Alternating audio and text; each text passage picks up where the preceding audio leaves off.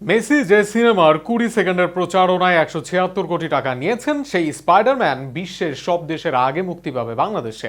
আগামীকাল মুভিটির মুক্তির দিনে বাংলাদেশে বাড়ানো হয়েছে বেশ কিছু শো। তবুও সকল টিকিট অগ্রিম বিক্রি হওয়ার রেকর্ড গড়েছে স্পাইডারম্যান ব্র্যান্ড নিউ ডে।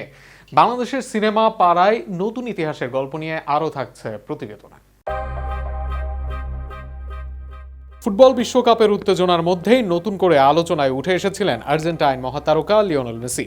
কারণ মার্ভেলের বহু প্রতীক্ষিত cinema Spiderman brand new day এর প্রচারণামূলক একটি ভিডিওতে মাত্র 20 সেকেন্ড উপস্থিত হয়ে তিনি প্রায় 176 কোটি টাকা পারিশ্রমিক নিয়েছেন বলে আন্তর্জাতিক অঙ্গনে ব্যাপক আলোচনা সৃষ্টি হয়। সেই প্রচারণা প্রকাশের পর থেকে সিনেমাটি ঘিরে দর্শকদের আগ্রহ কয়েক গুণ বেড়ে যায়।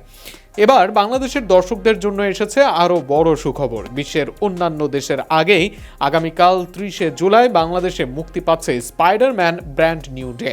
আন্তর্জাতিক সূচি অনুযায়ী বিশ্বের বেশিরভাগ দেশে সিনেমাটি আনুষ্ঠানিক মুক্তি 31 জুলাই, ফলে একদিন আগেই ছবিটি বড় পর্দায় উপভোগ করার বিরল সুযোগ পাচ্ছেন বাংলাদেশের দর্শকরা। দেশের অন্যতম মাল্টিপ্লেক্স চেইন স্টার সিনেপ্লেক্সে ইতিমধ্যেই সিনেমাটির জন্য সর্বোচ্চ সংখ্যক প্রদর্শনীর ব্যবস্থা করেছে। তবে বিপুল দর্শক চাহিদার কারণে মুক্তির আগে সকল শোয়ের টিকিট অগ্রিম বিক্রি শেষ হয়ে গেছে। সিনেমা সংশ্লিষ্টদের ধারণা, মুক্তির প্রথম দিনেই আয় ও দর্শক উপস্থিতির দিক থেকে নতুন রেকর্ড গড়তে পারে এই ছবিটি। মার্ভেল সিনেম্যাটিক ইউনিভার্সের 38তম চলচ্চিত্র স্পাইডারম্যান ব্র্যান্ড নিউ ডে পরিচালনা করেছেন ডেস্টিন ড্যানিয়েল ক্রেটন। এতে আবারও পিটার পার্কার চরিত্রে অভিনয় করেছেন টম হল্যান্ড। তার সঙ্গে আগের মতোই রয়েছেন জেন্ডায়া ও জ্যাকব ব্যাটেলন। পাশাপাশি হাল্ক চরিত্রে ফিরছেন মার্ক রাফালো। নতুন সংযোজন হিসেবে অভিনয় করেছেন স্ট্রেঞ্জার থিংস খ্যাত অভিনেত্রী সেডি সিনক এবং অভিনেতা ইমান ইসফান্দে।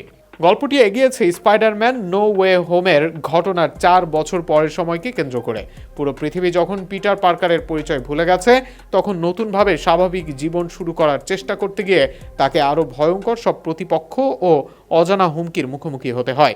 বিশ্বজুড়ে ব্যাপক প্রত্যাশার এই সিনেমা একদিন আগেই বাংলাদেশে মুক্তি পাওয়ায় দর্শকদের মধ্যে তৈরি হয়েছে বাড়তি উন্মাদনা।